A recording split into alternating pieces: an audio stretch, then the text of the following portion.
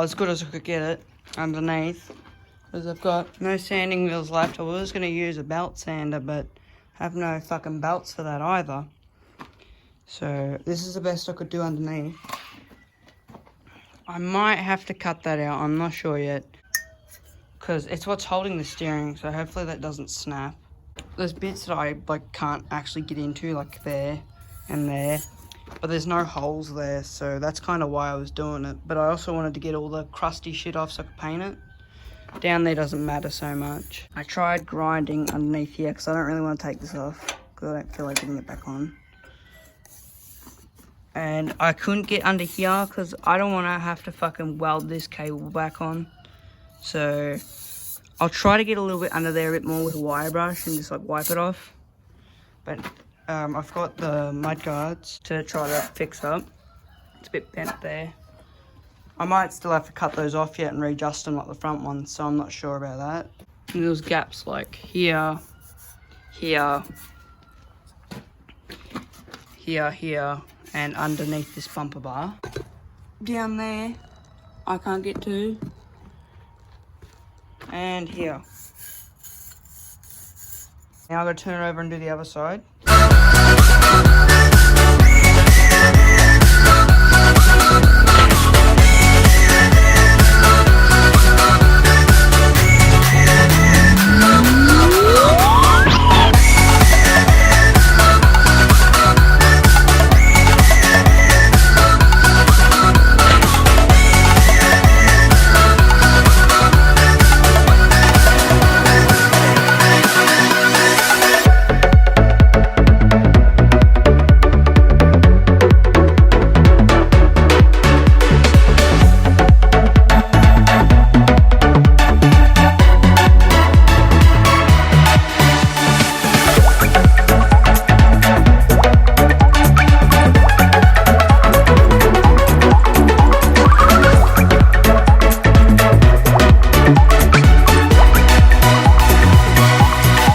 That's what I did yesterday.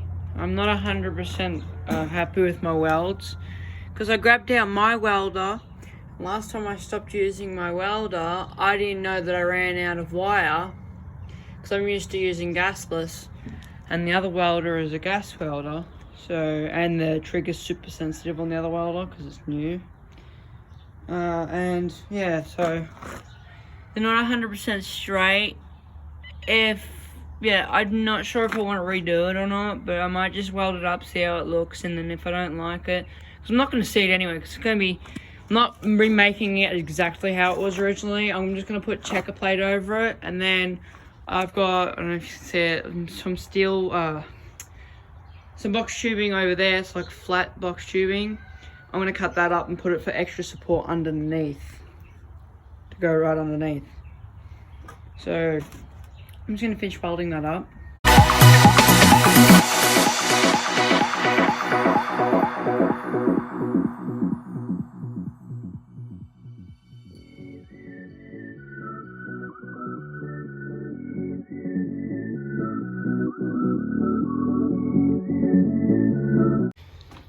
Yeah, I know, my welds look a bit fucking dodgy. If I would put the torch too close to the metal, it would short out because I've got, it's a 15 amp welder, so don't have 15 amp power, so we had to get this, which flickers off every time you get too close to it, and that's how the fuck you're supposed to weld. You're supposed to have the torch pretty fucking close. It's only supposed to have this much of a gap, otherwise it doesn't work properly.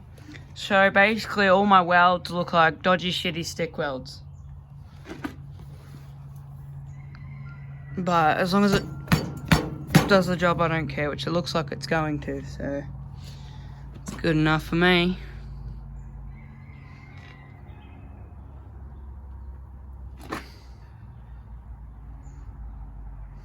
I'll show you the other side. I'm just gonna grind that down. There we go, looks a little bit better. Good enough. It's gonna be covered anyway. So now I'm gonna go grab the axle. I've got to figure out how I'm gonna connect it. Figured out why my welds were so shit. There's no gas left. That's why it was spackling so fucking much. Also, it probably had to do with the fact that I didn't grind all the paint off.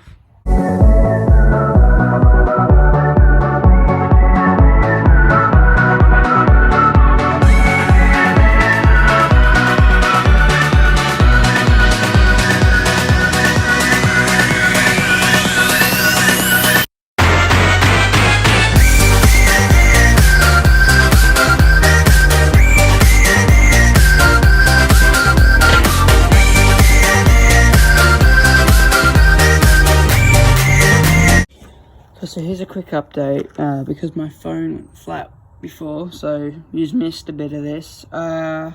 This is a part of the plate for the engine mount. I've welded it up. I did a bit of a sloppy job on that side. These welds actually came out quite nice for gas wire that didn't have any gas going through it. Just gonna have to see how well they hold up. But now all I've got to do is grind them down, grind that fucking shit down. Problem with this is I can tell a lot of these welds are hollow, so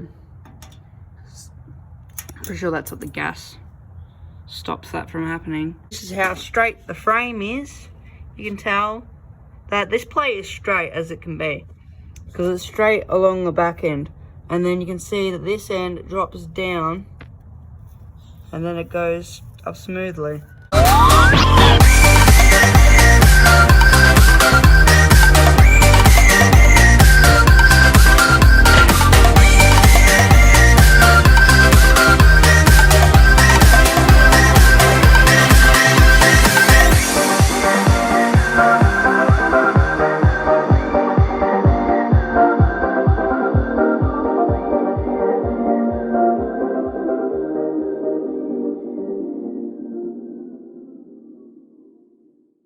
Into another problem, the axle's too short. Now that I put the wheels on, I can just see just how short, so that's pressed apart against it. And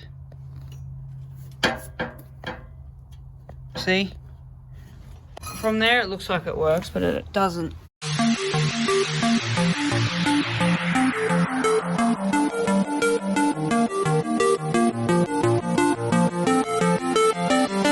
Okay, so what I did before was I took the 110 hubs off these wheels and I put the 125 ones on so they can fit on the axle.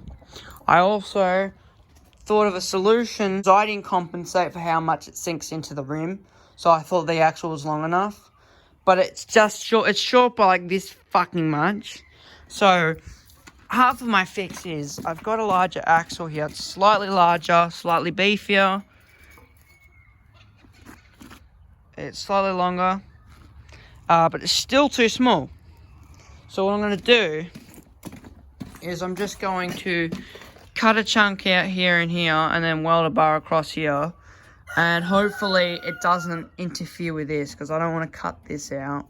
Because if I cut it out, it's going to look stupid. So hopefully I can just, yeah, make it work like that. As long as it's not touching anything, it should be fine.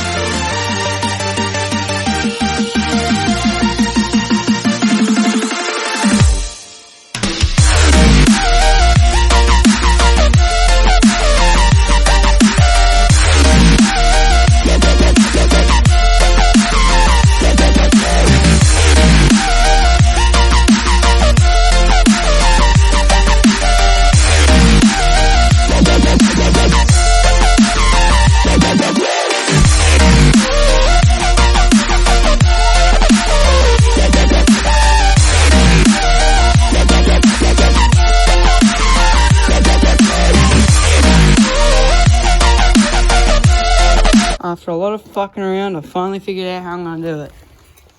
Shockers on either side, 4 of them. And from here to the other side. I'd cut out the fucking plate here because it was getting in my way. And this fucking popped off. So I'm probably going to cut this off and put a plate all the way across for more structure. I didn't even need to cut that out, so I've got to find something to put back into that. I've also been getting them off this bike. The problem is there's only 3 on this bike, and I've got to find another one.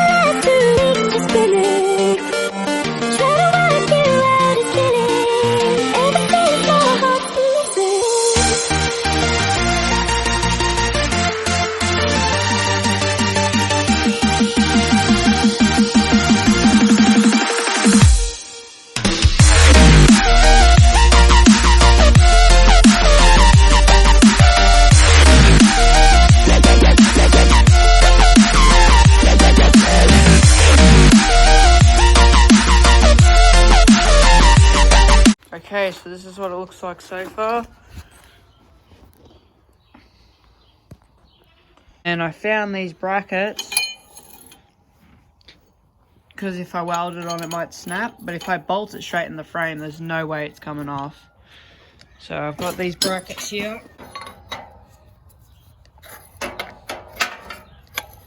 Yep, so that looks good. I fucking wish I didn't fucking cut this off because now I've got to weld it back on for no fucking reason. But I've got to cut down this frame and make extra supports underneath because I've done a lot of cutting and welding and it's taken a lot out of the structure. Surprisingly, it's still holding up alright. I mean, the front's alright. Only problem I'm having so far is that the wheels are way too close to that. It's rubbing. But if I take any more off of it, I won't be able to get the nut back on.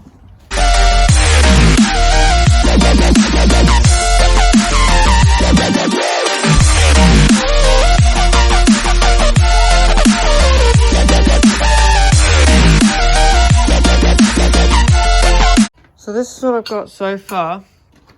It looks a bit high, but I just got to tighten the springs a bit, especially the front ones because they're bigger. But I'm not gonna. I got to do some research first because I don't 100% know how to do that safely. So I think you need a special fucking tool. And just my luck, they'll be fucking stuck and I won't be able to get them to move. This spring is a lot newer than this one. These two are actually newer than both of those, but they've got more damage to them.